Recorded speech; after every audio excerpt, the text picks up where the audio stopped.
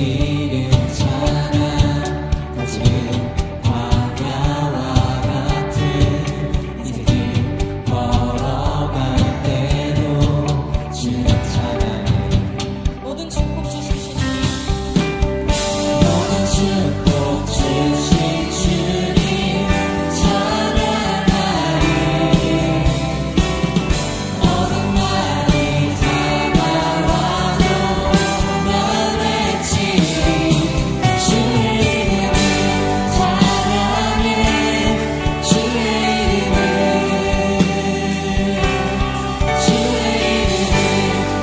찬양해 날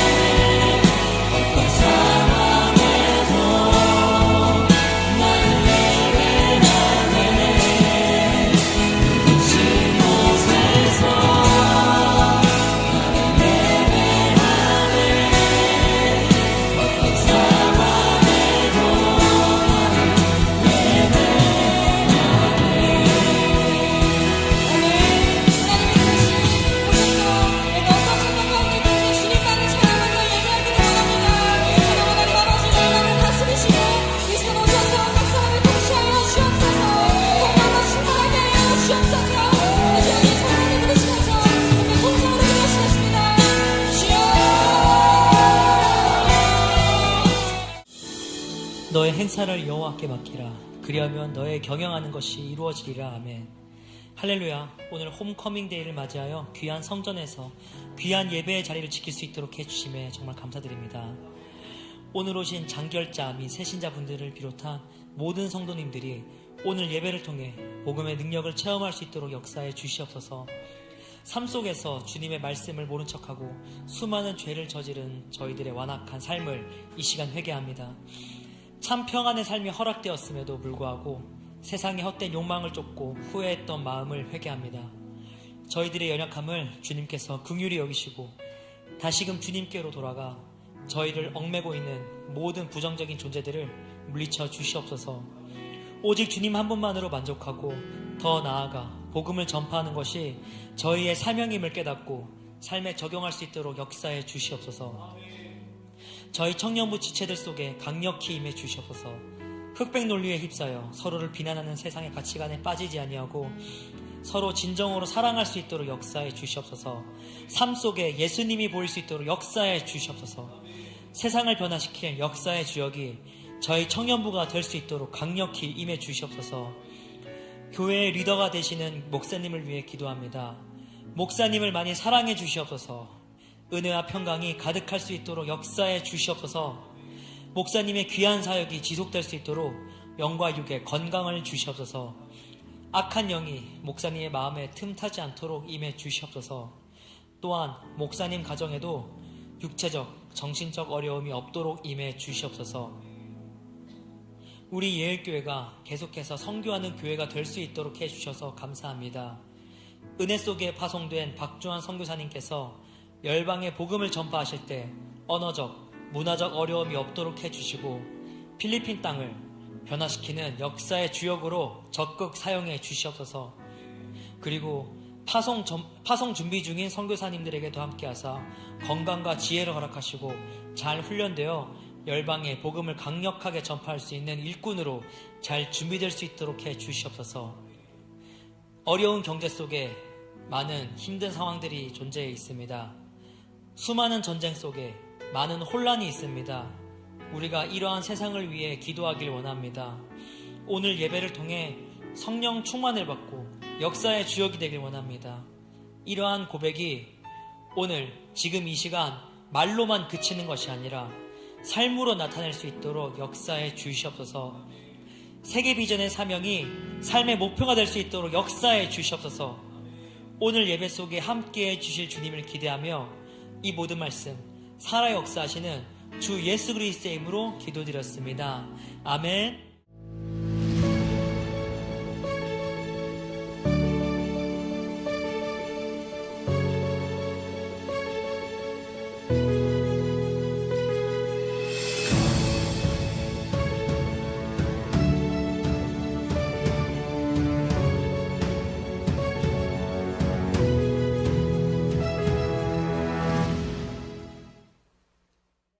안녕하세요. 저는 여성 C-이목장 윤양자 집사입니다.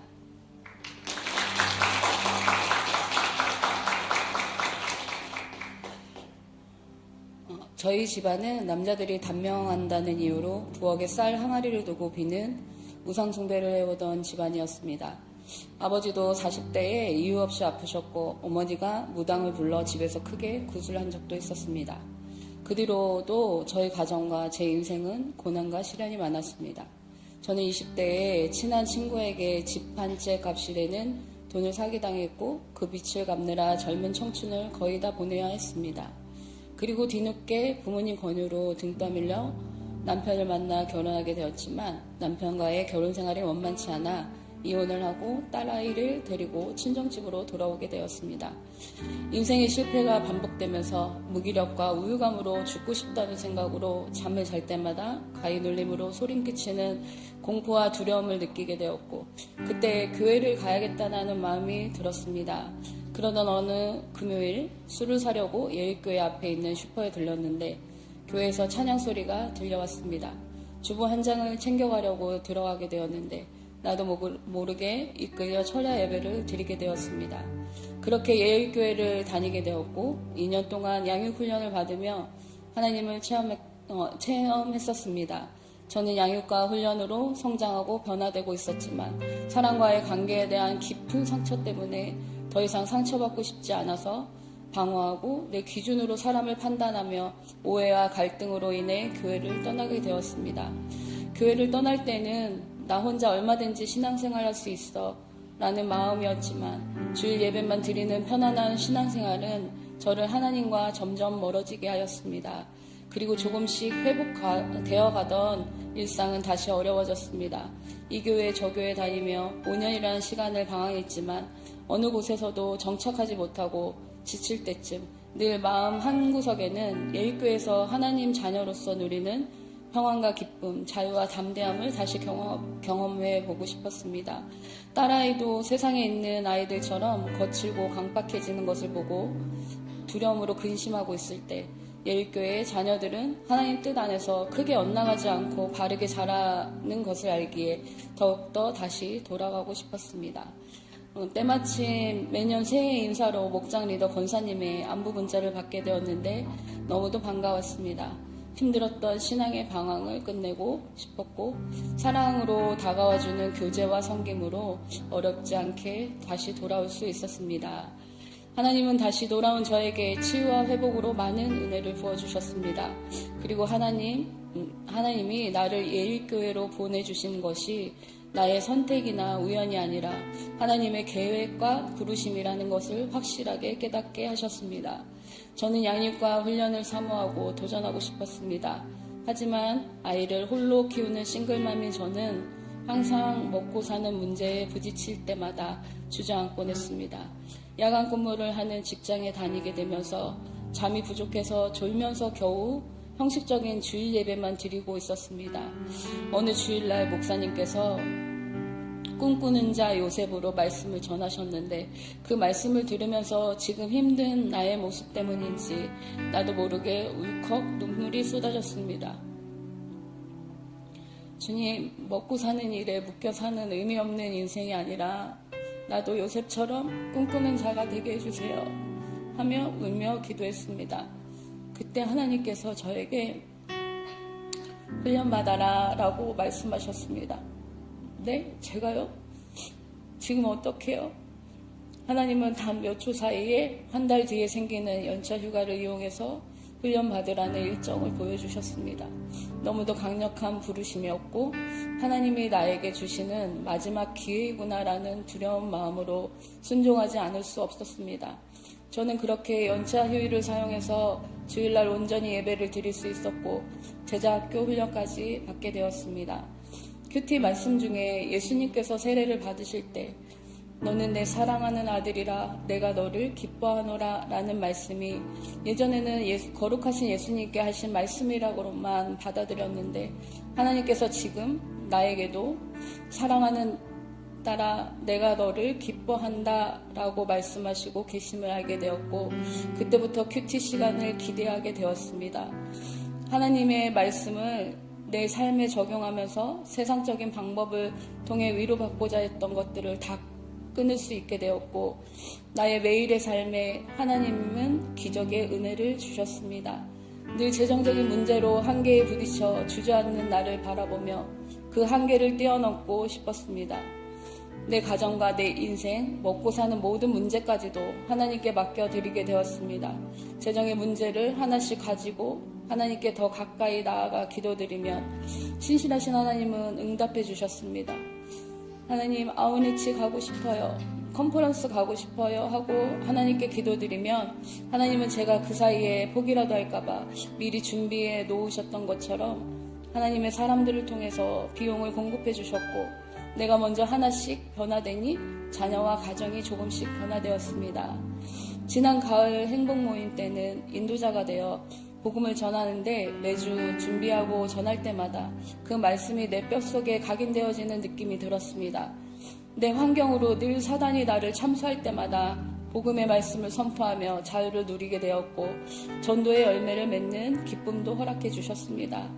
예일교회에서의 신앙생활은 하나님을 더 깊이 알게 되고 기쁨과 성령의 충만함으로 평안함과 여유로운 일상을 누리게 하셨고 삶의 문제도 하나씩 하나씩 풀어져 늘 감사한 삶을 살게 해주셨습니다. 다시 돌아온 저는 하나님과 깊이 교제할 수 있고 나를 변화시킬 수 있는 건강한 예일교회가 더 좋아졌습니다. 다른 교회에서 느낄 수 없는 영감 있는 예배와 찬양이 좋고 소그룹으로 나누는 사랑의 교제와 삶의 문제를 나누며 합심하며 기도하고 응답의 기쁨을 누리는 공동체가 좋습니다.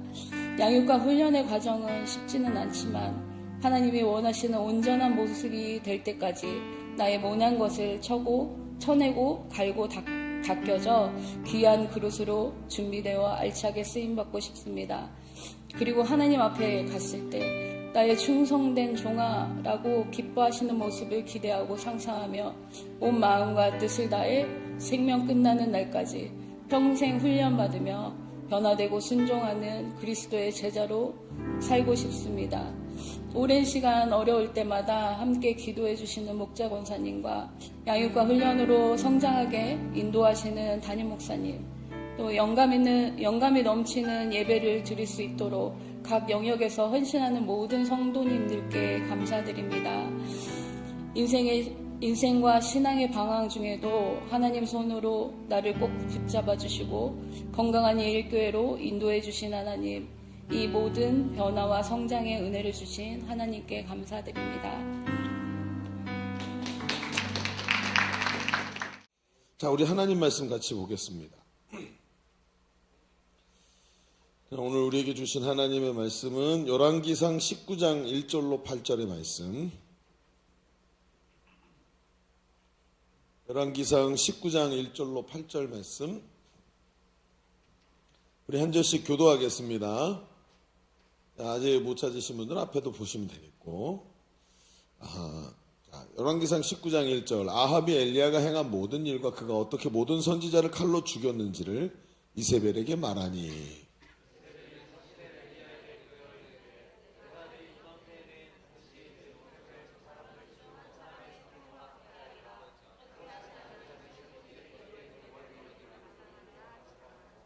그가 이 형편을 보고 일어나 자기의 생명을 위하여 도망하여 유다에 속한 브엘세바에 이르러 자기의 사환을 그곳에 머물게 하고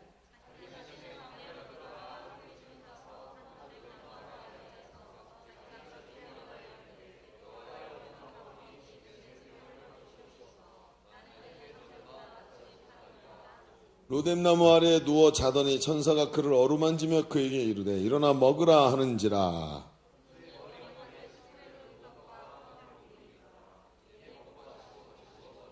여호와의 천사가 또다시 와서 어루만지며 이르되 일어나 먹으라 내가 갈 길을 다 가지 못할까 하노라 하는지라. 이에 일어나 먹고 마시고 그 음식물에 힘을 의지하여 40주 40야를 가서 하나님의 산 호렙에 이르니라. 아멘. 여러분 2023년 한국인의 삶 만족도라는 조사가 있었다 그래요. 근데 우리 2025년은 없나 하고 찾아봤더니 발표를 안 하는 거예요. 3년 이후부터. 왜 그런가 그러고 이제 했는데 그게 한국인의 삶 만족도가 10점 만점인데 6.4점이래요. 그러면 60점은 넘은 거네라고 생각이 됐는데 그게 아니라 계속해서 그게 지금 점점점 하락을 하고 있대요. 그러니까 2003년 이후에는 그걸 발표할 수가 없는 거예요. 그래서 아마도 멈춘 게 아닌가 하고 생각이 들어요. 근데 이게 도대체 이게 왜 얼마나 되길래 그랬더니 이게 OECD 국가가 38개 국가인데 그 중에서 33등이래요.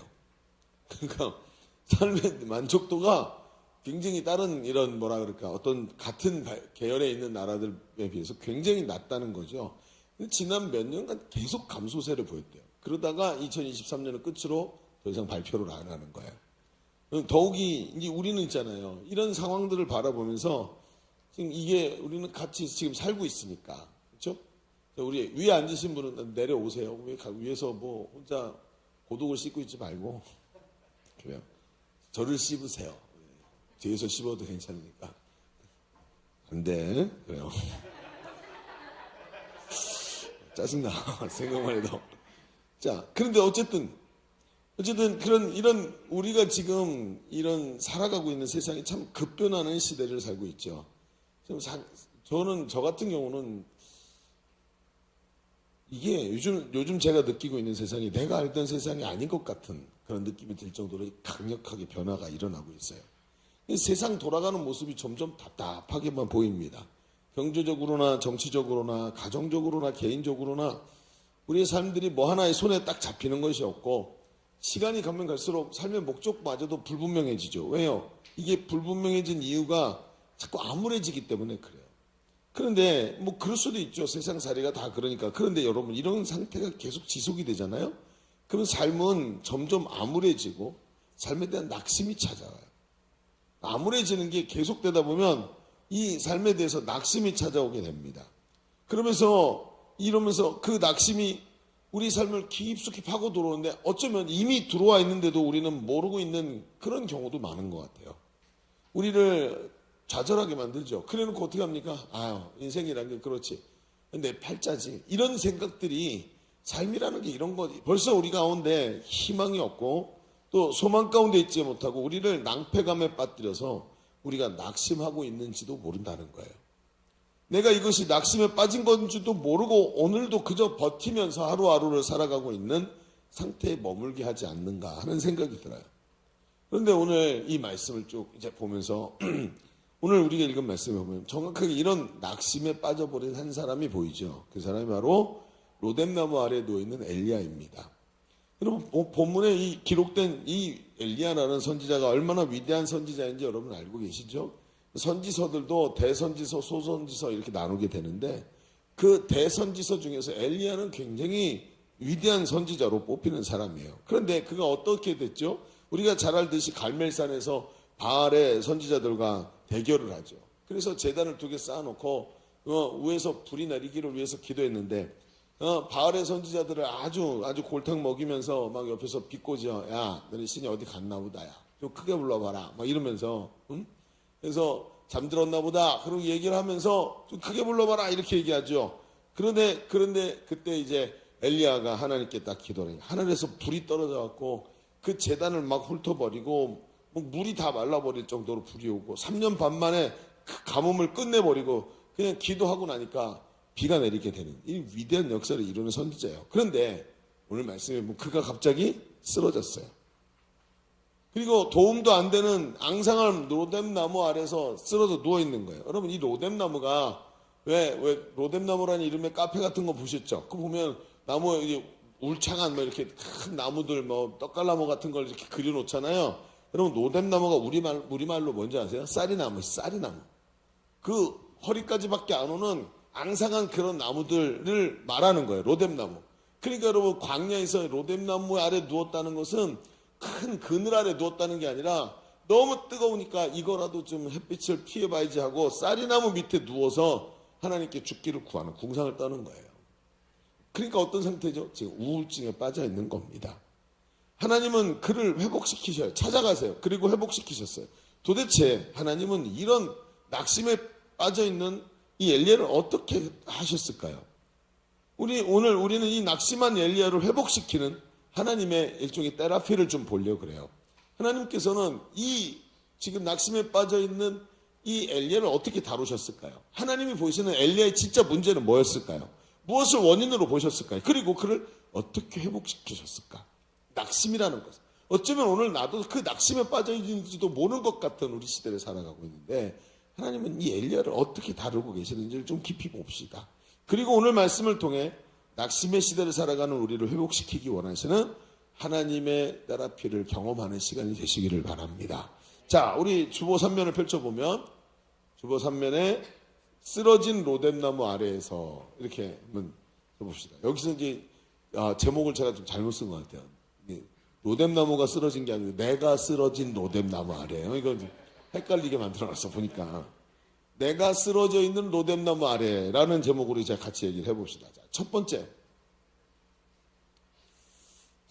첫 번째 하나님은 지쳐서 쓰러진 엘리야를 회복시키십니다 하는 말씀으로 좀 얘기를 해봅시다.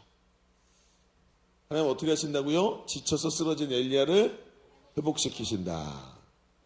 자, 오늘 본문을 말씀을 봅시다. 성경은 그 위대한 선지자가 왜 쓰러졌는지를 정확하게 우리에게 말해줘요. 3절과 4절을 보면 이렇게 써 있어요. 3절, 그가 이 형편을 보고 일어나 자기의 생명을 위해 도망하여 유다에 속한 브엘세바에 이르러 자기 사환을 그곳에 머물게 하고 자기 자신은 광야로 들어가 하룻길쯤 가서 한 노뎀나무 아래 앉아서 자기가 죽기를 원하여 이르되 여호와여 넉넉하오니 지금 내 생명을 거두시옵소서. 나는 내 조상들보다 낫지 못하나이다. 이렇게 이제 장면이 기록이 돼 있어요. 우리 이 장면을 잘 알고 있죠. 이 이스라엘에서 가장 악한 왕이라고 꼽히는 사람이 있었어요. 그가 누구냐면 아합 왕이죠. 근데 이 아합 왕이 아내가 있었는데 이세벨이란 여자가, 이방 여자가 아내가 됐어요. 그런데 이세벨이 자기가 이방에서 섬기던 바알 신을 숭배하는 이런 저기들 데리고 들어오지요. 선지자들 데리고 들어와 가지고 하나님의 선지자들을 하나씩 찾아고 다 죽입니다. 그리고 누구만 남아요? 엘리야 혼자 남게 돼요. 그런데 엘리야가 어떻게 해요? 그래서 갈멜산의 대결을 통해서 이 바알의 선지자를 싹 죽이죠. 근데 이세벨이 그 소리를 전해 듣고 화가 나서 사신을 보내서 내가 내일 이맘때까지 너를 저 바알의 선지자들처럼 똑같이 만들어 주겠다 하고 협박한 이야기를 듣고 이 위대한 선지자가 낙심을 한 거예요. 하늘에서 불을 내리게 한 선지자가 하는 행동을 치고는 너무 어울리지가 않지요. 아니 하늘에서 불을 내리게 하고 3년 반이나 끌던 가뭄을 기도 한 방에 머리를 무릎 사이에 딱 한번 딱 집어넣었다 뺐더니 비가 오네. 나는 그게 안 돼. 머리가 무릎에 안 들어가서 비가 안 오는 게 아니야. 머릿속에 머리를 무릎 사이에 딱 집어넣고 기도하고 딱 일어나니까 비가 빡 오게 하는 이런 위대한 능력의 선지자였는데 이 선지자가 하는 행동치고는 이세벨의 한마디를 듣고 쫄아가지고 발발발발 떨고 있는 모습이 너무 안 어울리는 거예요. 왜 이렇게 됐을까? 도대체 왜 이 사람이 이렇게 됐을까? 한번 얘기를 좀 들어봅시다. 우리는 이 대목에서 엘리야의 상태를 잘 분석해야 돼요. 성경은 사람을 영혼과 육체로 나눠요. 그래서 이제 신학 카테고리 중에 뭐 기독론 뭐 그렇게 얘기가 나오는데 인간론이라는 게 있어요. 근데 그 인간론에 사람이 어떻게 생겼냐? 그러면 사람은 하나님께서 육체를 지으시고 영혼을 불어넣으셔서 이게 사람이 영혼과 육체로 되어 있다. 이렇게 얘기를 한단 말이에요. 그런데 이 얘기는 육체와는 다른 본질을 말할 때 영혼이라는 것을 뭉뚱그려서 한 덩어리로 취급을 한다고요. 그래서 사람이 하나님께 구원받을 때 하나님께서 그 영혼과 육체의 전적인 타락에서 그 영혼과 육체라는 전적인 구원을 이루셨다 할 때 영혼과 육체라는 큰 덩어리로 보게 만든단 말이에요. 그런데 성경을 가만히 보잖아요. 성경을 자세히 들여다보면 거기에 기능적으로 볼 때 이 사람의 모양새가 좀 다르다는, 앞에서 말하는 영혼과 육체는 두 가지라 그래서 이분설이라고 신학적으로 말하고, 하나는 더 뭐가 있냐면 삼분설이라는 얘기를 해요. 이 삼분설이 뭐냐면 육체가 있고 영혼을 영과 혼으로 분리해서 보는 거예요. 뭐 이런 게 뭐가 있는데요? 그러니까 이걸 보고 삼분설이라고 하는데 뭐냐면, 사람은 육체가 있고 그 안에, 육체 안에 우리의 스스로를 감정, 그리고 생각, 의지, 욕망, 추억, 그리고 어떤 미래에 대한 공상, 이런 모든 것들을 담고 있는 것을 뭐라 그러냐면 혼이라 그래요. 혼, 영혼 중에 혼. 사상의 세계죠. 생각이고 의지이고 기분, 이런 것들이 모두 혼의 경험이에요. 그래서 혼에 뭐로 저장되냐면 경험으로 저장이 되고 거기서 느끼고, 심지어 트라우마 같은 느낌들도 혼의 세계에서 일어나는 거죠. 그러면서 그 혼이라는 게 존재한다는 걸 성경이 말해요. 창세기 49장 6절에 보니까 이런 말씀이 있어요. 창세기 49장 6절. 내 혼아 그들의 모의에 상관하지 말지어다. 자, 악한 사람들이 자기들끼리 모여서 나쁜 짓을 하려고 모의를 하는데 내 혼아, 내 정신, 내 내면 세계야, 거기에 관심을 두지 말아라. 이런 뜻이에요. 성경은 분명히 혼에 대해서 얘기를 하고 있어요. 시편 42편 5절도 이런 말해요. 내 영혼아 내가 어찌하여 낙심하며. 여러분, 사람의 혼이 낙심하는 기능을 가지고 있다는 거예요. 내 속에서 불안해하는가, 낙심과 불안함 자체가 혼의 세계라는 것을, 내면 세계에 있다는 것을, 따로 있다는 것을 성경이 말하죠. 그런가 하면 이 육체 안에 그 혼의 세계가 있고, 혼의 세계, 우리가 의식하고 느끼고 기억하고 추억하고 의식과 무의식의 세계까지 다 혼의 세계인데, 그 안에 더 깊은 곳에 한 가지 세계가 더 있는데 그게 뭐냐면 그게 영의 세계, 즉 하나님의 임재가 있는 곳, 중생과 거듭남이 일어나는 것을 말해요. 성경은 그것을 우리 이 영의 세계에 하나님의 임재가 거하고 하나님 오셔서 내 중심에 거주하시는 자리라고 얘기를 하는 거예요. 예수님께서 유대인의 이 선생인 니고데모와 대화를 하시죠. 니고데모에게 예수님이 말씀하신 게 뭐냐? 네가 거듭나지 아니하면 천국을 볼 수 없다. 그랬는데 그 거듭남이 일어나는 영역이 어디라 그러냐면 바로 영이라고 얘기하는 거예요. 영. 그러니까 우리의 생각이나 사상이 아니라 심령의 깊은 곳에서 다시 태어나고 하나님과의 관계에서 다른 관계를 맺어가는 이게 바로 영에서 일어나는 일이라는 거예요. 요한복음 3장 6절을 보세요. 이렇게 말해요. 뭐라고 읽어볼까? 시작. 육으로 하는 것은 육이요, 영으로 하는 것은 영이니. 그러니까 니고데모가 이 거듭남을 모르니까 그게 영적인 일이야. 네가 바라보는 겉으로만 보는 육체가 아니라 네 속에 깊은 곳에 성령이 거하시는 영에 일어나는 일이다라고 얘기를 하시더라고요. 그러니까 성경은 육체와 영과 혼에 대한 기능적 차이를 분명히 말하고 있더라는 거예요. 그런데 우리가 여기서 들어야 되는 게 이거예요. 여러분, 우리는 자주 우리의 신앙이 영과 상관없이 혼에 기반한 신앙생활에 자꾸 치우쳐요. 그게 뭘까요, 여러분? 우리 이번에 신입생들 목사님 설교가 굉장히 사변적이라서 어렵죠. 아마도 오전에 예배 드리다가 점심 먹고 나서 예배를 드리니까 더 깊은 묵상 속에 들어가시는 것 같아요. 깊은 묵상은 필요 없어요. 그냥 들리는 대로 들으세요. 눈 크게 뜨고. 자, 우리 선배들이 가르쳐 주세요. 깊은 묵상이 오면 어떻게 해야 되는지 잘 가르쳐 주세요. 그래요. 다 알고 있군요. 왜 다 옆을 보면서 벌떡 일어나지? 그래요. 그래서 보니까 무슨 얘기를 했냐면 영과 상관없이 자꾸 혼에 기반한 신앙생활을 한다. 무슨 얘기냐면 예배의 감동이라든지 지금 나를 사로잡는 감정, 느낌이라든지 오늘 기도하는데 성령님이 내 마음을 막 설레게 만드셨다라는 그런 거. 여러분, 이게 굉장히 중요해요. 그런데 그것이 나의 신앙생활이 기반이 돼서는 안 되는 거예요. 그게 기반이 되면 어떻죠? 오늘 감동이 있고 오늘 기쁘고 오늘 찬송 때문에 너무 좋을 땐 여러분 그것이 나를 즐겁게 하고 내가 하나님 살아계셔요 하고 말하는 것 같은데 여러분, 오늘 만약에 내가 기분이 안 좋아, 내가 지금 여러 가지 어려움 속에 있어, 그러면 하나님을 아는 지식도 달라지는 건가요? 이렇게 될 때 문제가 생기는 거예요. 여러분, 근데 반대로 성경은 영을 뭘로 채운다고 말하고 있냐면 영은 말씀으로 채우는 거예요. 영은 막 강력하게, 말씀이 강력하게 영혼을 채워야 되는 거예요. 로마서 8장 16절에 보니까 이런 말씀이 있어요. 자, 봅시다. 로마서 8장 16절. 네.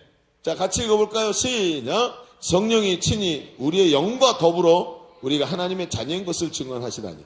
자, 우리의 영과 함께 일하시는 분이 누구냐면 성령이시래요. 우리 안에 오셔서 성령이 깨닫게 하시면서 우리가 하나님의 자녀인 걸 알게 한대요. 예수님이 엠마오로 가던 제자들에게 나타나셨죠. 근데 그 제자들이 예수님을 보고도 예수님인지 못 알아보니까 말씀을 풀어주시는데 그 말씀을 깨달아지면서 가슴이 뜨거워지면서 나중에 예수님을 알아보기 시작하죠. 그게 뭐예요? 영에 일어난 사건이에요. 우리의 영이 성령의 도우심을 받아 강력하게 말씀으로 채워지면 우리가 하나님의 자녀인 것과 정체성이 확실히 드러나기 시작하고 그것이 우리를 강하게 지탱하게 된다는 거예요. 그래서 감정에 치우친 신앙생활은 혼은 느끼지만 영이 건강하지 않기 때문에 여러분 잘 안 되는 게 뭐냐면 기도가 잘 안 돼. 느낌은 많아. 그래서 막 뭔가 느끼고 철야기도 시간에 막 뭔가를 하는 것 같은데 가만히 생각해 보면 하루 종일 기도한 것 같고 1시간 내내 기도한 것 같은데 기도가 끝나고 나면 마음이 공허하기도 해요. 왜? 여러분, 이런 기도가 잘못됐다는 얘기가 아니에요. 뭐가 부족하다고요? 자꾸 혼에서만, 내 감정에 의해서만 움직이고 체험과 느낌에 의해서만 가기 때문에 영이 건강하지가 않게 되는 거예요. 강력하게 세워져야 되는데 이게 연약하니까 자꾸 쌓아 올리면 무너지고 쌓아 올리면 무너지는 거예요. 여러분, 예수님께서 십자가 지시기 전에 겟세마네 동산에서 기도하시죠? 기도하시던 예수님이 기도는 못하고 졸고 있던 제자들에게 가서 뭐라 그래요? 얘들아, 내가 죽게 됐으니 께서 나를 위해서 좀 같이 기도해다오 하고 해도 자꾸 쓰러지는 거예요. 그랬더니 예수님 뭐라 그래요? 마음에는 원이로되 육신이 약하구나. 마음이 네 육체를 제어를 못해. 왜? 마음은 감정이니까. 마음은 감정이고 느낌이고 이 마음의 힘이 약해가지고 육체를 못 움직이는 거예요. 여러분, 그 뭐가 중요하죠? 이 마음에 더 강력한 힘이 필요한 거죠. 그게 없으니까 자기 육체를 제어하지 못하고 자꾸 쓰러지는 거예요. 자, 이제 보이기 시작하죠. 다시 엘리야를 찾아가 봅시다. 엘리야. 다시 엘리야에게로 가보세요. 자, 여러분, 들리는 대로 들으면 안 되고 자꾸 저를 따라오고 머리에다 그림을 그리고 막 그래야 돼요. 이 인간들이 오늘 왜 다 동태눈이야. 아니, 무슨 얘기인지 아시겠죠? 응? 그래요. 그래서 다시 엘리야에게로 가봅시다. 엘리야가 왜 넘어졌는가? 그랬더니 3절에 뭐라 그랬더니 그가 이 형편을 보고 뭘 봤대요? 이 형편, 지금 돌아가는 상황을 봤대요. 그리고 자기의 생명을 보존하고자 도망을 쳤다는 거예요. 그리고는 어떻게 해죠? 감정에 사로잡히고, 마음에 이 감정에 사로잡히고, 하나님이 내 속에 계셔. 하나님 나를 떠나시지 않아. 하나님 내게 능력도 주셨잖아. 이렇게 생각하지 않고 자꾸 혼의 세계에 집중돼가지고 내가 느껴지는 것에다가 초점을 맞추니까 이 형편을 보니까 중심은 없고 기둥은 없고 바깥에 돌아가는 게 자꾸 나를, 내 혼을 이리도 움직이고 저리도 움직이는. 여러분, 좋은 배경음악 나오면 기분이 좋아지고, 좋은 향수 냄새 맡으면 기분이 좋아지고, 이런 데 치중하는 것처럼 바깥에서 환경이 바뀌기 시작하니까 기둥이 중심이 세워지지 않으니까 그냥 형편을 보고 거기에 휩쓸려 가기 시작해요. 그리고는요, 거기에 그 형편을 보고 그 마음에서 나오는 것 때문에 그냥 낙심이 쫙 찾아오죠. 그리고 가다가 얼마 지나지 않아서 자기를 옆에서 도와주던 제자, 사환, 어린 좀 소년이 옆에서 항상 선생님을 도와주고 그랬는데 그 사환을 떼어두고 혼자 광야로 들어가요.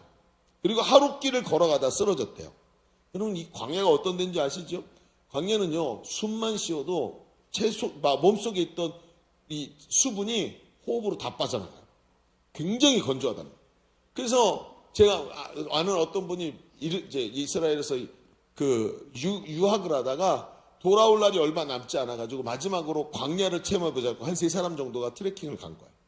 한 사람이 1.5리터짜리 물, 페트병에 물을 꽉 채워서 2개씩 어깨에다 짊어지고 갔는데, 이게 그 아침부터 시작하고 오후부터 시작해서 저녁 때까지 트레킹을 하는 거리를 가다가 1시간 만에 다 동이 나버렸대. 3리터를 1시간 만에 먹어버린 거야.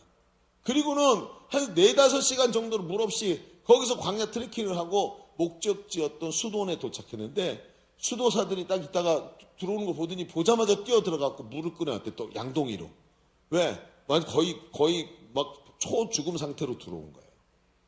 그 양동이를 갖고 왔는데 양동이에다가 이렇게 조그만 열매, 쥐염 열매, 이렇게 많은 열매들을 막 띄어가지고 가져왔더래. 왜 띄어왔나 봤더니, 왜 우리는 바가지에다 물 떠주면서 어떻게 해요?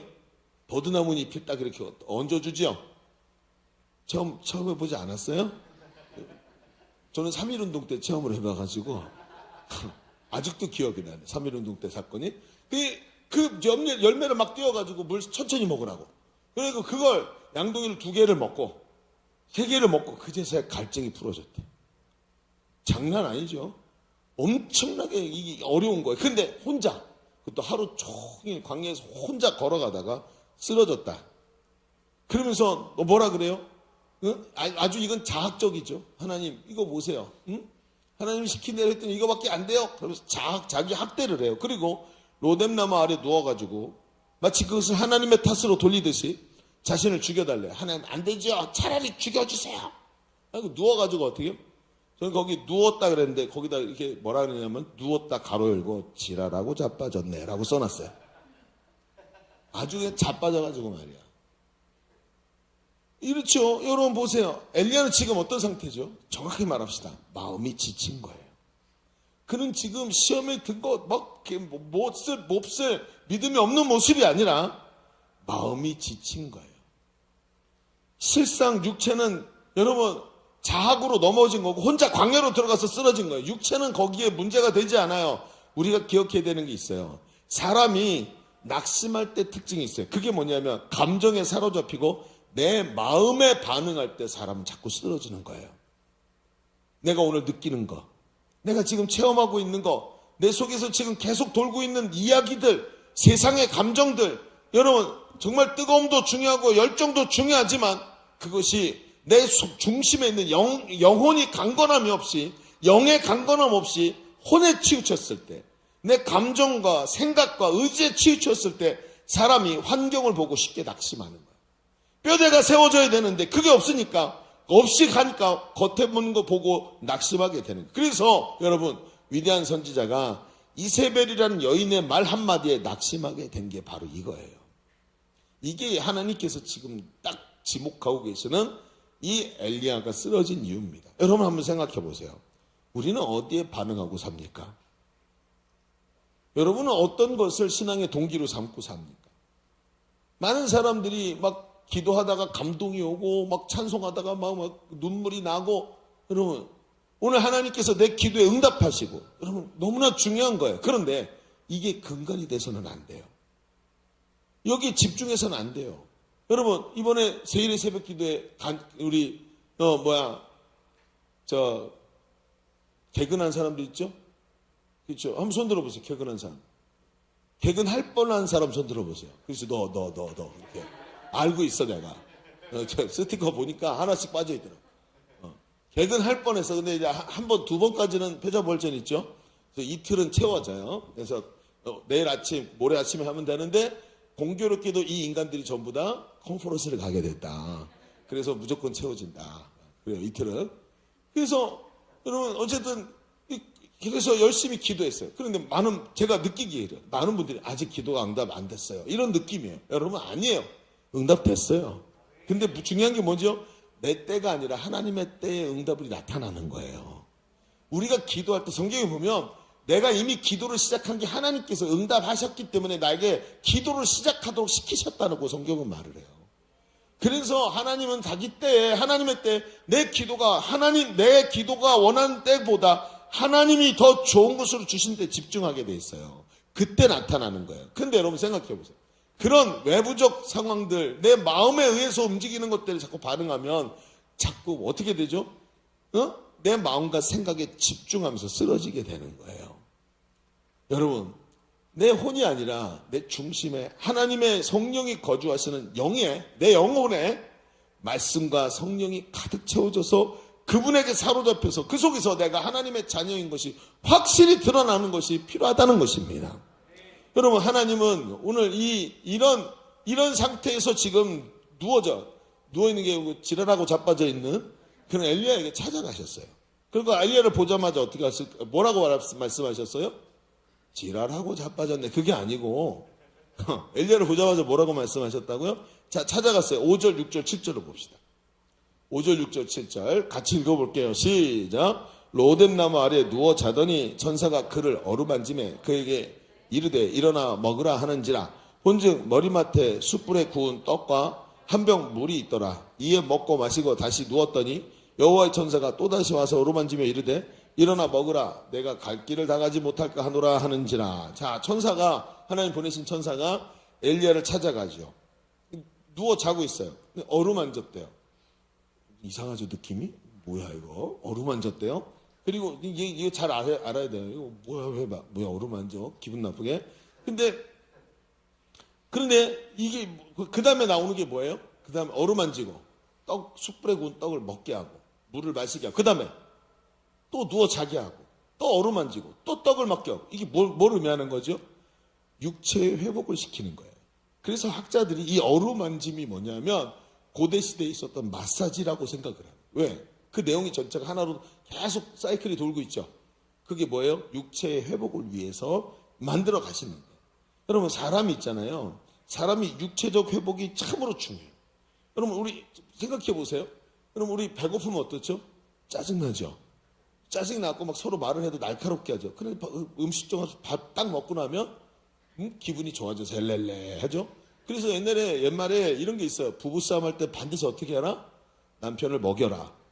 먹이고 싸워야 이긴대요. 그게 여자들의 지혜예요. 남자들은 먹고 배가 부르잖아요. 그럼 다 괜찮아.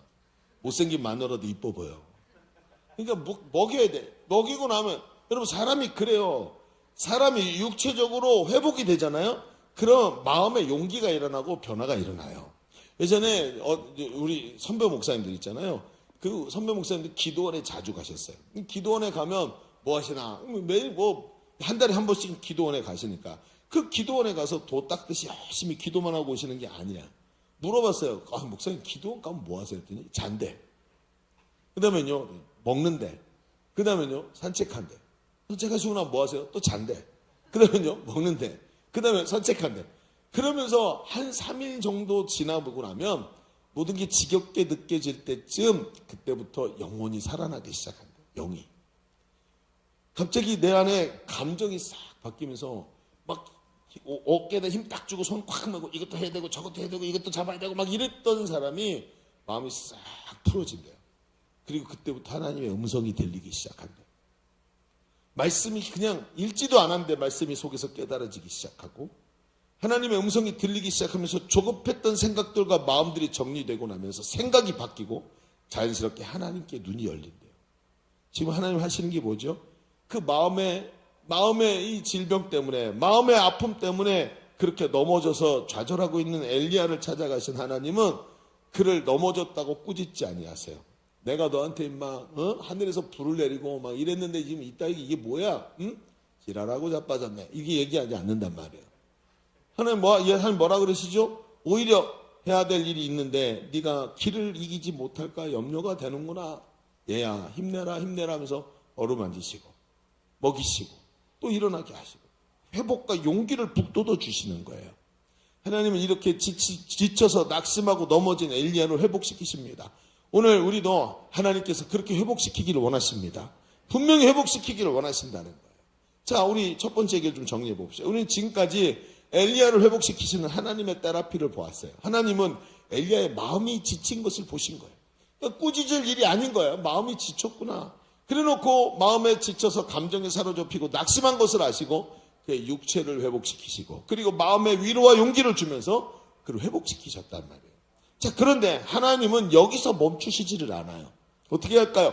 8절에 보면 하나님께서 엘리야를 회복시키시고 호렙산으로 부르신 것을 기록하고 있죠. 8절에 보세요. 이에 일어나 먹고 마시고 그 음식물의 힘을 의지하여 40주 40야를 가서 하나님의 산 호렙에 이르니라. 이게 이 결론이었죠. 그럼 무슨 얘기일까요? 앞에 혼에 대한 이야기를 다 들었다면 하나님께서 육체를 회복시킨 진짜 이유가 이거였구나 라는 것을 짐작할 수 있죠. 그럼 무슨 얘기일까요? 하나님은 좀 더 근원적인 저 내면의 깊은 회복을 위해서 뭘 하신 거냐면 응급처치를 하신 거예요. 급하게 응급처치를 하고 수술실에 들어갈 수 있도록. 그러면 사람이 몸이 너무 축나 있으면 수술을 하고 나면 더 힘들어지죠. 그래서 어떻게 해요? 이번에 우리 교회 성도 한 분도 당 수치가 너무 높아갖고 병원에 입원하셔서 당을 떨어뜨리신 다음에 수술하러 들어가셨다고요. 몸이 지금 응급처치를 해서 더 중요한 부분을 손대기 위해서 지금 하나님께서 응급처치를 하셨어요. 그리고 어디를 부르셨어요? 수술실. 호렙산으로 와라 하고 부르신 거예요. 자, 그럼 한번 얘기를 좀 가봅시다. 더 근원적인 이유가 뭐였을까요? 자, 두 번째에다 이렇게 한번 써보세요. 둘째, 진정한 회복은 영혼 깊은 곳에서 일어납니다. 진정한 회복이 뭐라고요? 영혼 깊은 곳에서 일어나는 거예요. 자, 얘기를 들어보세요. 하나님은 엘리야를 호렙산으로 부르셨죠? 그래놓고 그곳에서 하나님은 물으시는 거예요. 너 왜 여기서 있냐? 너 여기 왜 있냐? 그랬더니 엘리야가 대답을 해요. 열왕기상 19장 10절에 그가 대답하되 내가 만군의 하나님 여호와께 열심히 요배했습니다. 하나님 위해서 열심히 했잖아요. 왜냐하면 이스라엘 자손이 하나님의 언약을 버리고 제단을 헐고 칼로 선지자들을 다 죽이고 나만 남아서 나라도 하나님께 열심히 하겠다고 열심히 했잖아요. 하나님. 그렇지. 근데요, 하나님 지금까지 하나님 뭐 하고 계셨어요? 지금 저들이 내 생명을 빼앗으려고 나를 찾아와요. 내가 하나님 앞에 이렇게 열심히 했는데 하나님은 왜 아무 말도 안 하고 계세요? 왜 하나님 가만히 계시냔 말이에요. 막 하면서 여전히 혼의 세계에서 지랄하고 자빠지고 있다는 거예요. 그죠? 하나님 저밖에 안 남았어요. 하나님 제 입장 대보세요. 제가 이렇게 열심히 생명 걸고 했는데 이럴 수가 있는 겁니까? 하나님 막 이러면서 따지고 있는 거죠. 사실이에요. 사실 지금 엘리야가 한 말은 사실이에요. 사실. 그런데 애매한 게 뭐냐면 갈멜산의 대결을 왜 빠졌지?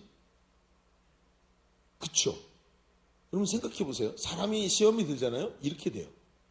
아니 그 어려움이 있는데 하나님이 어떻게 그 와중에서도 하나님이 하늘에서 불을 내리시고 위대한 역사를 일으키셨는데 그건 하나도 생각이 안 나고 섭섭한 것만 생각나. 왜? 혼의 세계에 사로잡혀 있는 신앙이라. 혼의 세계에 근간을 두고 있는 신앙이라서 섭섭한 것만 생각나지 하나님이 주신 은혜는 하나도 기억이 안 나는 거예요. 자, 그러고 났더니 하나님께서 너 나에게 가까이 나와라. 하나님 앞에 가까이 나오게 하는데 갑자기 강한 바람이 확 몰아쳐요. 그리고 땅을 뒤흔드는 지진이 막 느껴져요. 그리고 어마어마한 불길이 확 지나가는 거예요. 여러분, 강한 바람, 지진, 불길, 이 다 뭔지 아세요? 이 시대에 하나님의 임재를 상징하고 하나님의 권능을 상징하는 것들이 강한 바람, 지진, 불길이에요. 그런데 성경에 보니까 그 속에 하나님이 없대요.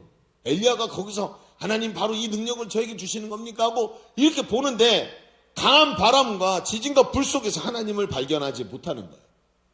19장 12절에 보니까 이렇게 써 있어요. 12절 보여주세요. 12절. 자, 같이 읽어볼까요? 시작. 또 지진 후에 불이 있으나 불 가운데도 여호와께서 계시지 아니하더니 불 후에 세미한 소리가 있는지라. 자, 여러분 보세요. 강한 바람, 지진, 제단을 태우는 불이 아니라 세미한 음성으로 하나님이 찾아와서 그를 만나주시는 거예요. 즉 무슨 얘기냐? 깊이 있게 다가오시는 하나님의 말씀을 체험하는 거예요.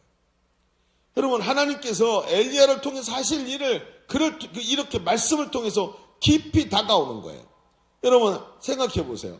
지금 하나님은 인격적으로 아주 세미한 음성으로 다가오시더라는 거예요. 여러분 생각해 보세요. 우리가 성장할 때가 언제죠? 저는 이런 생각이 들어요. 저는 철야 기도회를 중요하게 생각하고 막 강력하게 방언으로 기도하고 체험 있고 병 낫고 이런 걸 중요하게 생각하지만 사실 사람이 진짜 변화되는 게 언제냐면요. 지금까지 알고 있던 것이 인격적으로 다가올 때. 내가 다 교회 다니면서 어렸을 때부터 다 알고 있던 건데 그게 조용히 내 안에 깊이 들어올 때 제 자신이 변화되더라고요. 성경은 하나님이 이런 세미한 음성, 즉 인격적으로 가까이 다가오셔서 막 주먹으로 치고 땅을 뒤흔들고 바람 불고 이게 아니라 내 마음을 변화시키시는 장면을 보여주고 계시는 거예요. 여러분 우리가 가끔 기도가 안 되는 것을 경험하지요. 기도가 잘 안 돼요. 우리의 혼은 분명히 하나님과 교제가 필요하다는 것을 느끼지만 내가 영이 강건하지 않기 때문에 그 기도를 담아낼 수가 없는 거예요. 기도가 뭐죠? 하나님과의 깊은 영적인 만남인데 말씀이 없는 기도, 내 영이 중심이 세워지지 않은 감정의 기도를 한번 보세요. 방언한다 그러고 랄랄랄랄랄랄라 방언했는데 방언 기도를 1시간 동안 했는데 마음속이 공허한 거예요. 왜? 말씀이 중심에 깊이 영의 세계를 사로잡고 있는 하나님의 의지와 말씀이 있어야 되는데 그게 없고 껍데기만 갖고 자꾸 뜨거운 것만 찾으니까 영혼이 강건하지 않으니까. 여러분 예수님께서도 겟세마네에서 긴급해서 3번이나 제자들에게 기도를 요구하셨지만 제자들이 기도하지 못했던 이유가 뭡니까? 마음에는 원이로되 육신이 막 약하다. 마음은 되는데 육체가 안 움직이고 영이 연약한 거예요. 바울이 이 부분을 우리에게 확실히 정리해 줍니다. 로마서 8장 16절을 볼까요? 로마서 8장 16절 같이 읽어볼까요? 시작. 성령이 친히 우리의 영과 더불어 우리가 하나님의 자녀인 것을 증언. 영이래 영. 내 안에 있는 영을 성령이 함께 더불어 성령이 오셔서 말씀을 오늘도 하나님 목사님을 통해 하나님 말씀을 주셨는데 이 말씀이 어떤 사람은 지금 눈이 똘망똘망해갖고 성령님이 이 말씀을 깨닫게 하시면서 딱 불을 비춰주시는 거예요. 자 보이지? 이게 무슨 뜻인지 알겠지? 근데 어떤 사람은 성령이 오셔서 아무리 비춰주셔도 모르겠는데요? 이러면서 눈을 이렇게 이렇게 된다는 거예요. 여러분 생각해 보세요. 성령이 친히 우리의 영과 더불어 우리가 하나님 자녀인 것을 증언하시니 하나님의 우리 혼은 느끼고 있지만 의심하죠. 그러나 우리의 영이 성령님의 도우심으로 확신을 얻고 확고한 정체성, 하나님 자녀라는 확고한 정체성을 얻는 것입니다. 그러면서 갈라디아서에서 바울이 더 정확하게 말하는데 갈라디아서 5장 16절에 이렇게 말해요. 내가 이르노니 너희는 성령을 따라 행하라.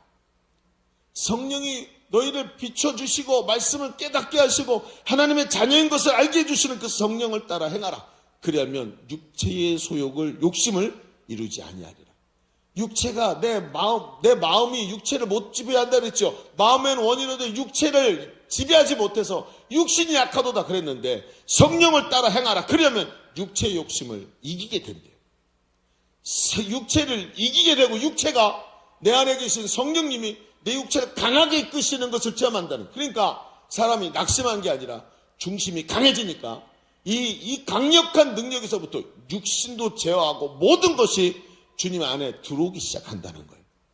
여러분, 영이 강건하면 힘이 생깁니다. 영이 강건하면 방향성이 생깁니다. 영이 강건하면 분별력을 얻게 되는 거예요. 그리고 하나님이 그 사람을 꽉 사로잡으시는 거예요. 변화시키는 거예요. 혼의 감정이 아니라 하나님 말씀이 내 중심을 다스리는 거예요. 그리고 나니까 어때요? 내 중심에서부터 흘러넘치는 생명수가 혼의 세계에 넘치기 시작해요. 그러니까 나중에 어떻게 돼? 감정이 성령의 인도하심 받아.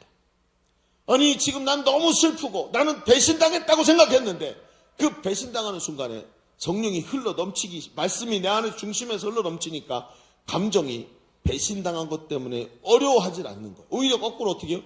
불쌍히 여기는 거예요. 여러분, 예수를 믿더니 남편이 계속해서 가정폭력을 일삼았던 남편을 너무 저주하고 미워했는데 예수를 믿더니 갑자기 어떻게 돼요? 남편이 불쌍히 여겨지기 시작해요. 여러분, 이게 바로 이런 거예요. 중심의 말씀이 채워지니까 내 감정이 하나님이 중심에 계신 하나님의 지배를 받기 시작해요. 슬프지 않아요. 외롭지 않아요. 더 이상 배신당했다고 말하지 않아요. 남 탓이라고 말하지 않아요. 오직 내 안에서 하나님이 살아계시고 내가 하나님 자녀라고 말하기 시작해요. 아멘. 이게 살아나야 되는 거예요. 이게 없으니까 매일같이 감정이 휘둘리는 거예요. 자꾸 낙심하는 거예요. 그래서 예수를 믿고 신앙생활 하면서도 기쁨이 없고 공동체 안에서 제가 내 뒤에서 얘기했네, 누가 어떻게 했네 하면서 서로의 잘못된 부분 때문에 상처받았다고 자꾸 말을 하는 거예요. 사람은 누구나 고슴도치 같아서 죄라는 바늘이 있고 가시가 있고 가까이 가면 찔려요. 누구나 다 그래요.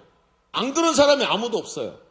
그런데 그곳에서 하나님의 중심에 거하시면 찔리잖아요. 그럼 이렇게 말해요. 나도 가시가 있는데 죄라고 없겠어? 왜? 내 안에 하나님이 살아계시니까. 말씀이 살아있으니까. 감정에 의지되지 않으니까.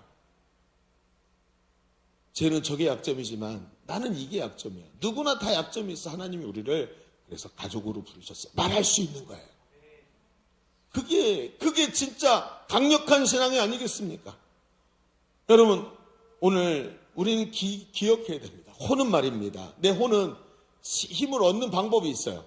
여행을 가거나 음악을 듣거나 예술 작품을 보거나 같이 춤을 추거나, 그렇죠? 노래를 부르거나, 그렇죠?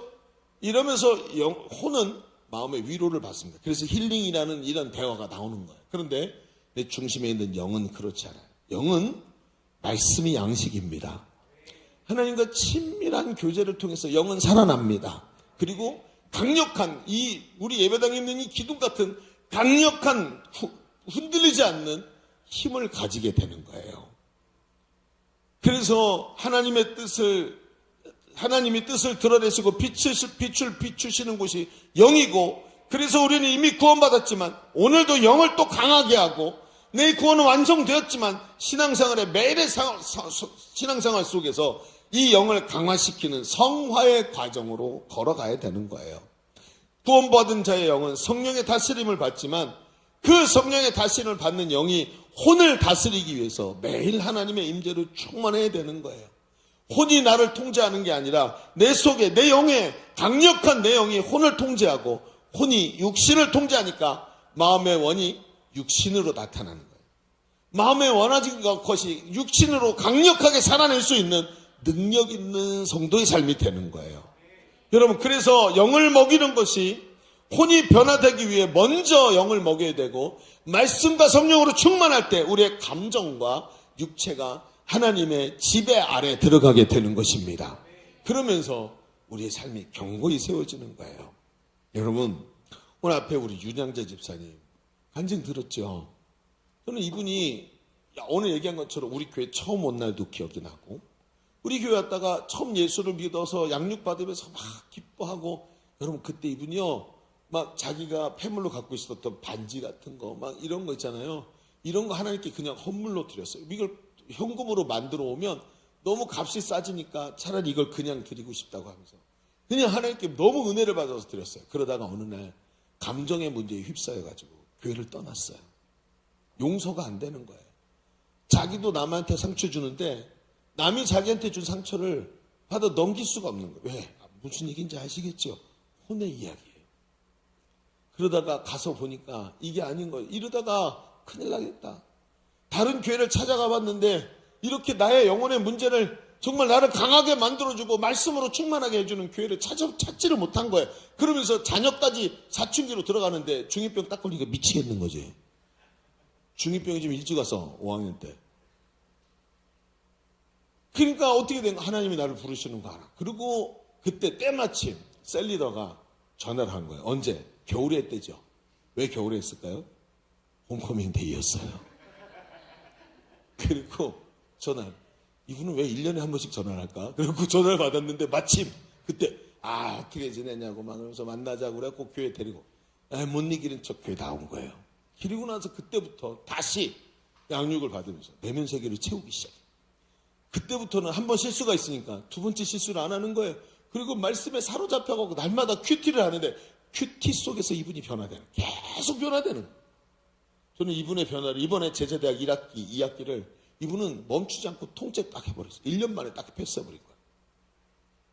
이분과 나눔을 하면 오늘 여러분이 간증 들은 것처럼 날마다 살아있는 얘기를 했어요.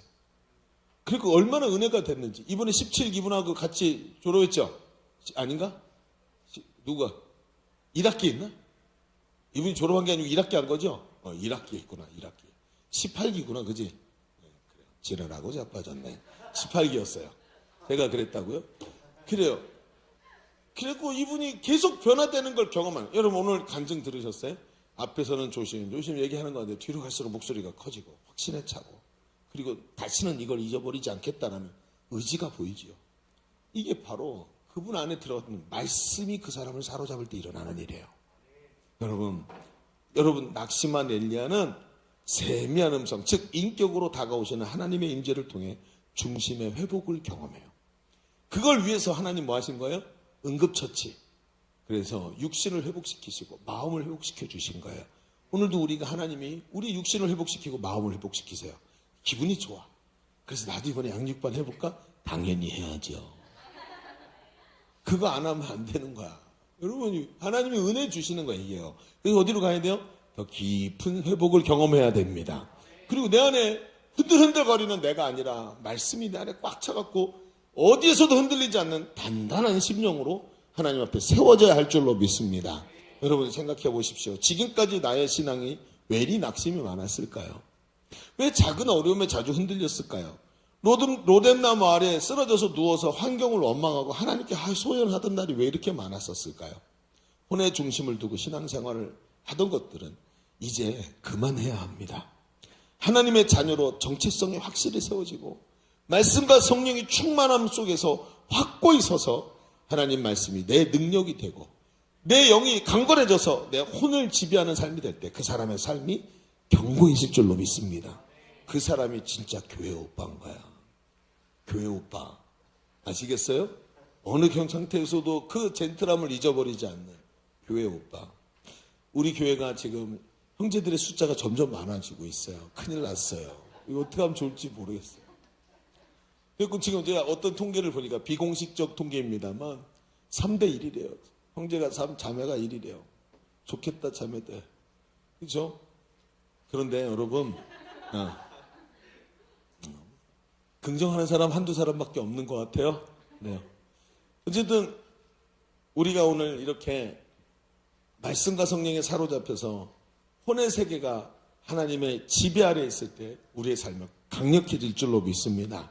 그 하나님의 은혜를 회복하고 오늘도 영혼이 강건하여 하나님의 승리를 향해 나가는 우리 젊은이들 다 되기를 주님의 이름으로 축원합니다. 우리 기도합시다. 이 말씀이 참 우리에게 도전이 됩니다. 하나님 이렇게 바라보셨구나. 그래서 영이라는 것을 회복시키기 위해서 세미한 음성을 듣도록 호렙산으로 부르셨구나.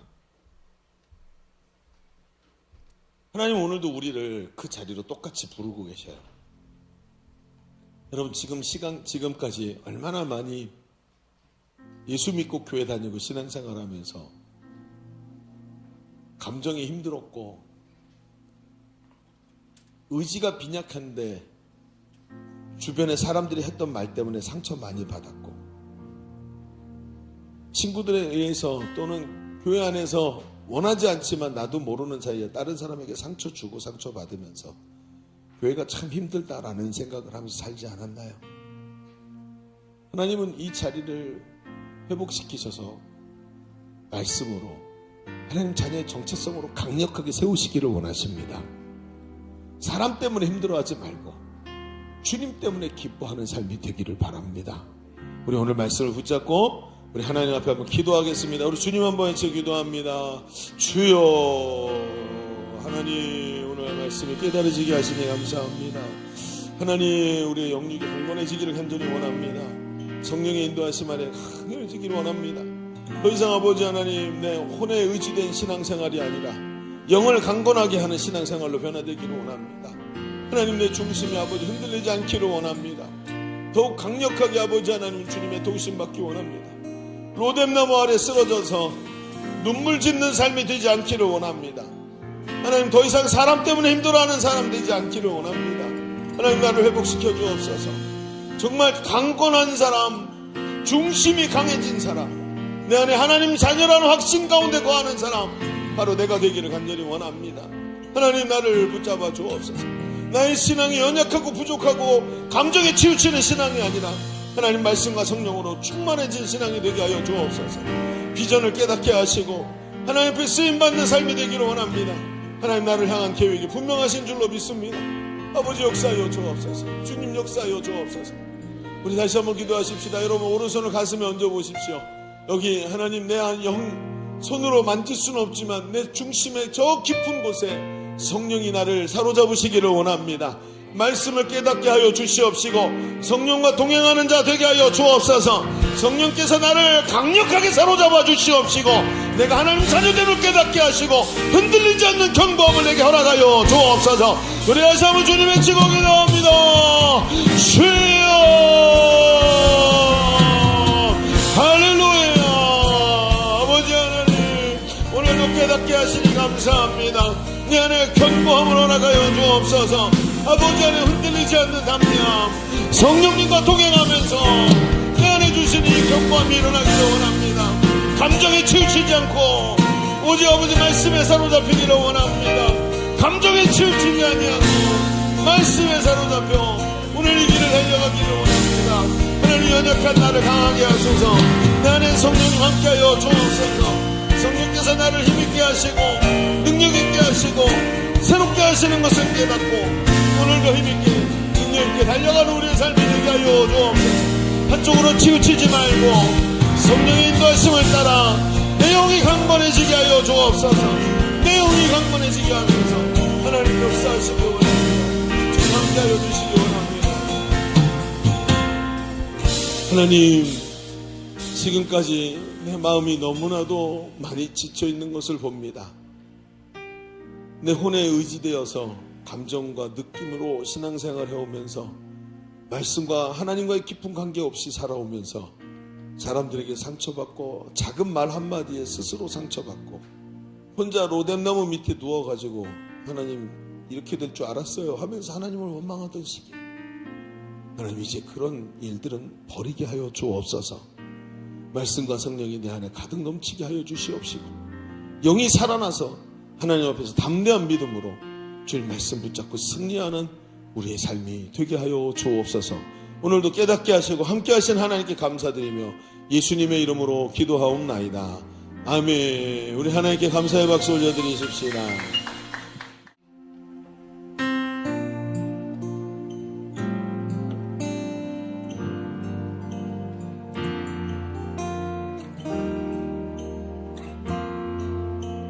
목마른 사슴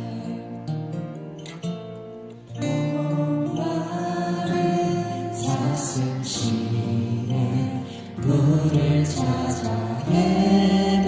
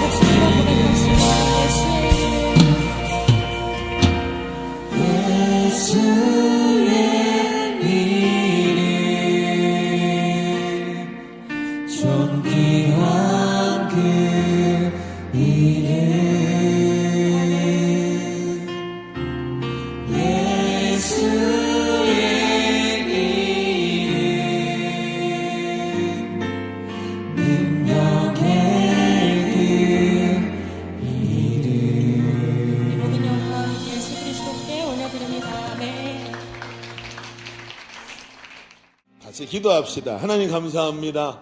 오늘 이렇게 귀한 예배 올려드리며 주의 음성 듣게 하시니 감사합니다. 오늘 말씀이 굉장히 중요하게 우리의 가슴을 울립니다.